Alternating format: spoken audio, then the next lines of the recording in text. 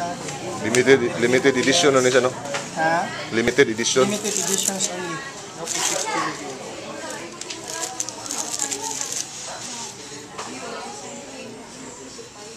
Ano? Commemorative gapon. Commemorative.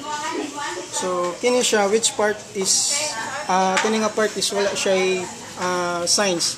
So kini nga signs is meaning ni siya of tawag og commemorative banknotes. So which is mga kuan kung dunay mga like example yung ani ang UP nag 100 years sila, nag centennial sila. Kung year 2008. So ikuan nila sa Bangko Sentral ng Pilipinas na nag-celebrate sila. So yung anani po. So kanina siguro ang that time year 2008 pagawas og only 1,000 bills nga naay tatak nga UP. The rest wala na ko pa na natuha kung ano kung sa pila ka bog. So kini siya napod siya 60 years sa Central Bangko ng Pilipinas.